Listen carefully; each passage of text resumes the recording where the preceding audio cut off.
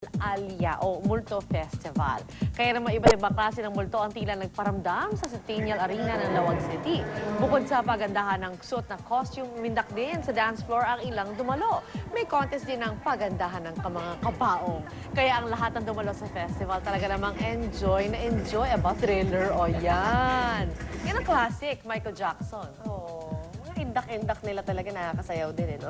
Super. Oh, yan, mga kabaong. Ay, kabaong. Ataul.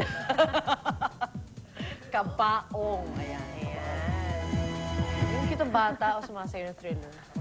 Okay, sa Tagumang Pangasinan naman, pati mga aso, naki-Halloween din. Ahoo! Rumampa sila sa isang fashion show. Suot ang mga makukulay na damit, may fairy costume. At asong nagpanggap na siya'y manok. Ba, magugulat kayo, baka tumilaok yan. Aba, ang mga amo nila, kanya-kanya din na Halloween costume ay sa Philippine Canine Club Incorporated ang organizer ng event. Pagpaalala rin ang fashion show sa mga pet owner na maging responsable sa kanilang mga alagang aso. Kaya kahit Todos los Santos, pakita nyo, pet nyo. True. Ang cute! Sa ibang balita naman, maayos na ang kondisyon ng ginang na nanganak sa LRT-1 Pedro Hill Station sa Maynila nitong Sabado. Nasa Philippine General Hospital pong babae na nakilala pong si Geraldine Mahinay ay sa pamunuan ng ospital. Masusog din ang baby boy na isinilang via normal delivery. Kita po sa CCTV video ng LRT ang panganak ni Mahinay sa istasyon nito sa Pedro Hill. Mabilis na rumisponde mga taga-LRT. Tumulong po sila sa pagpapaanak sa ginang ang isang doktor na pasahero din ng LRT. Ayon sa hipag ni Mahinay, papunta nga sila talaga sa Pabella Hospital para magpa-check up. Pero inabutan na po si Mahinay ng paghilab ng kanyang tiyan sa LRT pala. Ayan, sa Pedro Hill. Kaya ang pangalan ng baby niya ay Hill. Alam mo, Pedro. Akala ko, Pedro. Hill. Okay sana. Pero dapat libre na siya at saka yung kanyang baby. Forever sa Swerte nga yun, di ba? Swerte daw. Samantala, heto naman po ang isa pang good news para sa lahat ng Pilipino. Panalo ang Pilipinas sa katatapos lang na 7th Southeast Asia Basketball Association Women's Championship. Ito po ang kauna-unahang kampyonato ng women's team ng Pilipinas mula nang itatag ang SIBA noong 1997. Kalahok sa ligang ito ang Singapore, Malaysia, Indonesia at Thailand. At marahil ho naging advantage nga ng mga koponan ang pagiging host ng ating bansa sa torneyong ito ngayong taon. Pinatumba natin ang defending champion na Thailand sa score na 76-54. Lumakas tuloy lalo ang tsansa ng Pilipinas na makapasok sa 2010 Guangzhou Asian Games na gaganapin naman sa China. Congratulations, ladies! Congratulations. Kulang na S. Congratulations. Ladies! Okay, ayan na. At tayo na naman ang ating hirit panahon.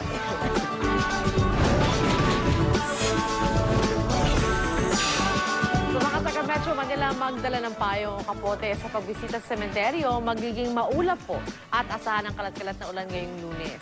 Ayon sa Pag-asa, apektado rin ang mga taga-Central at Southern Luzon kasama Visayas, Mindanao dahil sa Intertropical Convergence Zone. Ang Northeastern Luzon din may kalat-kalat ding ulan na gawa ng buntot ng cold front. Sisikat ang araw ngayong 5:51 na umaga, maaga naman itong lulubog mamayang hapon ng 5:28. I-check naman natin ang lagay ng panahon sa iba't ibang dako ng Pilipinas.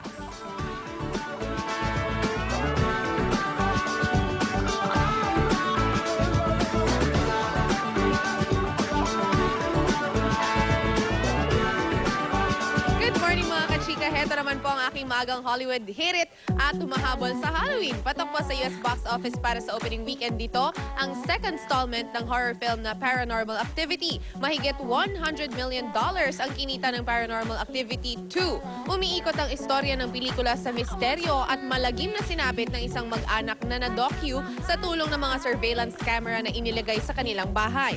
Ang tagumpay sa takilya ng Paranormal Activity 2 ay halos kapantay ng araw ng una nitong installment na inilabas noong 2007. Pero hindi pa tiyak kung magiging gaano ka-successful nga ba sa box office ang Paranormal Activity 2 dahil kasabay pa rin nito ngayon ang iba pang horror films na inilabas para sa Halloween season sa Amerika.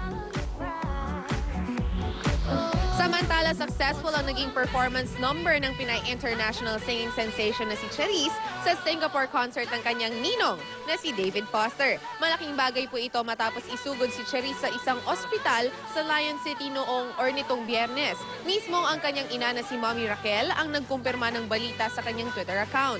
Nakaramdam daw si Charisse ng pananakit ng tiyan matapos kumain ng sushi. Nakaranas din naman daw ng ganito ang iba pang katrabaho ng anak niya at matapos na rin ang kanilang at ngayon naman po ay maayos na rin ang kanilang mga lagay.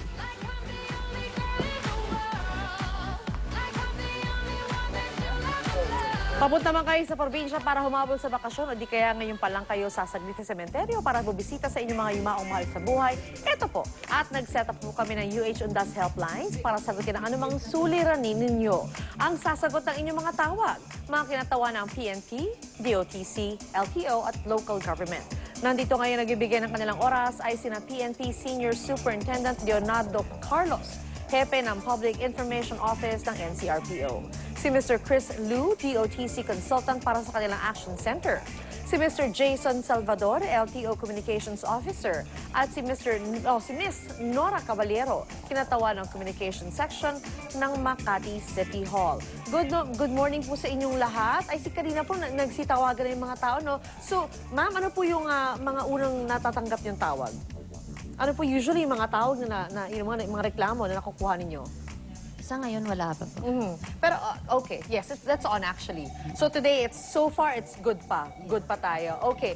Sir, okay. Kakausapin ko sana sila, Sir Jason, Karoy, at saka si Chris. Pero nagsitawagan na ngayong mga tao. Kaya para sa anumang katanungan nyo ngayong undas, bukas po ang mga linya para sa inyo.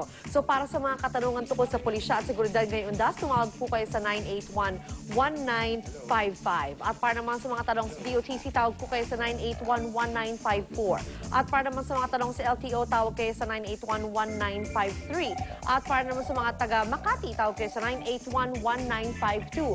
At kung pangkalahatan naman ang inyong katanungan, bukas po ang numero bilang 981-1951 para sa inyong mga tawag. Inuulit po namin, maaari kayong tumawag sa aming UH Undas helpline numbers 981-1951 hanggang 55. Kaya para sa mga asang kabalikat ngayong Undas, tutok at tumawag lang dito sa Unang Hirit. Okay. Ay, may mga pahabol sa baby kayo. Ano ang pangalan ito? PG raw. Oh. Kasi Pedro Hill. Pedro Hill. Oh. May nag-text naman sa akin, bagay daw Eddie. Bakit? Eddie LRT. Okay. Kaya para sa maayos at walang gusot na pagdalo sa inyong mga yumaong bahal sa buhay ngayong Undas, tutok lang sa 2010 CMMA Best Public Service TV Program. Ito ang Unang Hirit! Wag-hirit! Saya-saya sa unang hirit, unang hirit, unang hirit. Mangungulat ka. Unang hirit, unang-una ka. Balitang dapat na malaman, impormasyong may pakinabang.